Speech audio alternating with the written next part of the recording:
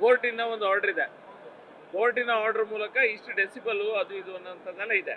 ಅದಕ್ಕೆ ಟೈಮಿಂಗ್ ಇದೆ. ಈಗ ಇಲ್ಲಿ ಏನಾಗ್ತಿದೆ ಅಂತ ಹೇಳಿದ್ರೆ ಅವ್ರು ಡೆಸಿಬಲನ್ನು ಚೆಕ್ ಮಾಡೋದಿಲ್ಲ, ಸೀದಾ ಬರ್ತಾರೆ, ಸಾಯಂಕಾಲ 6 ಗಂಟೆಗೆ ಬಂದು 7 ಗಂಟೆ 8 ಗಂಟೆಗೆ ಬಂದು ಕಾರ್ಯಕ್ರಮವನ್ನು ನಿಲ್ಲಿಸ್ತಾರೆ. ನೋಡಿ, ಇದರಲ್ಲಿ ಸಮಸ್ಯೆ ತುಂಬ ಇದೆ. ನಮ್ಮಲ್ಲಿ 10,000ಕ್ಕಿಂತಲೂ ಜಾಸ್ತಿ ಮಂದಿ ಕಾರ್ಮಿಕರು ಲೈಟು ಸೌಂಡ್ ಸಿಸ್ಟಮಲ್ಲಿ ಕೆಲಸ ಮಾಡೋಂಥವ್ರು ಇದ್ದಾರೆ. ಅವರು ಸಾಲ ಸೋಲ ಎಲ್ಲ ಮಾಡಿ ಕಷ್ಟದಿಂದ ಇದೆಲ್ಲ ಎಕ್ವಿಪ್ಮೆಂಟ್ಸನ್ನು ತೊಗೊಂಡಿದ್ದಾರೆ. ಈ ಸಂದರ್ಭದಲ್ಲಿ, ಉತ್ಸವದ ಸಂದರ್ಭದಲ್ಲಿ ಅವರಿಗೆ ಸ್ವಲ್ಪ ಬಿಸ್ನೆಸ್ ಆಗ್ತದೆ. ಮೊದಲೇ ಕೆಂಪು ಕಲ್ಲು ಹೊಯ್ಗೆ ಸಮಸ್ಯೆಯನ್ನು ಮಾಡಿ ನಮ್ಮಲ್ಲಿ ಎಕಾನಮಿಕಲಿ ನಮ್ಮ ಜಿಲ್ಲೆಯನ್ನು ನಿರ್ನಾಮ ಮಾಡಿದ್ದಾರೆ ಈ ಸರ್ಕಾರ. ಈಗ ಮುಂದುವರೆದು ಈ ಕಾರ್ಮಿಕ ವರ್ಗದವರು ಸಹ ಬಹಳ ಸಮಸ್ಯೆಯನ್ನು ಎದುರಿಸ್ತಾ ಇದ್ದಾರೆ.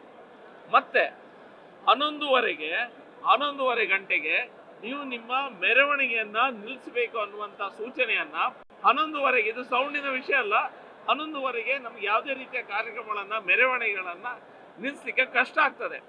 ಇಷ್ಟ ತನಕ ನಮ್ಮ ದಕ್ಷಿಣ ಕನ್ನಡ ಜಿಲ್ಲೆಯಲ್ಲಿ ಮಂಗಳೂರಿನಲ್ಲಿ ಯಾವುದೇ ಅಹಿತಕರ ಘಟನೆ ಧಾರ್ಮಿಕ ಕಾರ್ಯಕ್ರಮ ಆಗುವಂಥ ಸಂದರ್ಭದಲ್ಲಿ ಇಷ್ಟ ತನಕ ಆಗಲಿಲ್ಲ.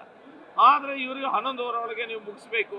ನಾವು ಗಣೇಶನ ವಿಸರ್ಜನೆ ಮಾಡುವಾಗಲೇ 2 ಗಂಟೆ 2:30 ಗಂಟೆ 1:30 ಗಂಟೆ ಮಿನಿಮಮ್ ಆಗಿ ಆಗ್ತದೆ. ಅದನ್ನು ನೀವು ಮಾಡಬಾರ್ದು. ಎಲ್ಲ ಕಡೆ CCTVಗಳನ್ನು ಹಾಕಬೇಕು. ಹೊಸ ಹೊಸ ರೂಲ್ಸ್ಗಳನ್ನು ಮಾಡ್ತಾರೆ. ನಮ್ಮ ಹಿಂದೂಗಳ ಧಾರ್ಮಿಕ ಕಾರ್ಯಕ್ರಮಗಳು ಆಗುವಂಥ ಸಂದರ್ಭದಲ್ಲಿ ಇವರು ಅದನ್ನು ಒಂದು ಷಡ್ಯಂತ್ರ ರೀತಿಯಲ್ಲಿ ನಮ್ಗೆ ಎಲ್ಲ ರೀತಿಯ ಅಡೆತಡೆಗಳನ್ನು ಹಾಕುವಂಥ ಪ್ರಯತ್ನ ಈ ಸರ್ಕಾರ ಮಾಡ್ತಾ ಇದೆ. ನಾವು ಎಲ್ಲರೂ ಸಹ ಒಂದು ಸುಖದಿಂದ ಸಂತೋಷದಿಂದ ನಮ್ಮ ಹಬ್ಬ ಹರಿದಿನಗಳನ್ನು ಆಚರಣೆ ಮಾಡಲಿಕ್ಕೆ ಅವಕಾಶವನ್ನು ಸರ್ಕಾರ ಮಾಡಿಕೊಡ್ತಾ ಇಲ್ಲ.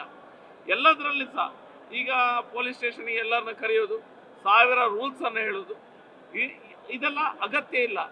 ಇದೇ ಸರ್ಕಾರ ಗಣೇಶನನ್ನು ಅರೆಸ್ಟ್ ಮಾಡಿ, ಗಣೇಶ ಮೂರ್ತಿಯನ್ನು ತೆಗೆದುಕೊಂಡು ಹೋಗಿ ಗಣೇಶನನ್ನು ಅರೆಸ್ಟ್ ಮಾಡಿ ಪೊಲೀಸ್ ಸರ್ಕಾರ. ಇದರಿಂದ ನಾವು ಏನನ್ನ ನಮ್ಮ ನೋವನ್ನು ನಾವು ತೋಡ್ಕೊಳ್ಳುವಂಥ ಪ್ರಯತ್ನ, ನಮಗೆ ನ್ಯಾಯ ಸಿಗಬೇಕು ಅನ್ನುವಂಥ ದೃಷ್ಟಿಯಲ್ಲಿ ಇವತ್ತು ಮಾತಾಡಿದ್ದೇವೆ. ಅದಕ್ಕೆ ಸರಿಯಾದ ಉತ್ತರವನ್ನು, ಸರಿಯಾದ ವ್ಯವಸ್ಥೆಯನ್ನು ಸರ್ಕಾರ ಮಾಡಿಕೊಟ್ರೆ ಆಯಿತು. ಇಲ್ಲದಿದ್ದರೆ ನಮಗೆ ಮುಂದಿನ ಕ್ರಮವನ್ನು ನಾವು ಏನು ಕೈಗೊಳ್ಳಬೇಕು ಭಾರತೀಯ ಜನತಾ ಪಾರ್ಟಿ ಮತ್ತು ಹಿಂದೂ ಧಾರ್ಮಿಕ ಸಂಸ್ಥೆಗಳು ನಾವು ಮಾಡಬೇಕಾದಂಥ ಅವಶ್ಯಕತೆ ಬರ್ಬೋದು. Thank you. ನ್ಯೂಸ್ ಫಸ್ಟ್, ನಿರ್ಭೀತಿಯಿಂದ ನಿಮ್ಮ ಪರವಾಗಿ.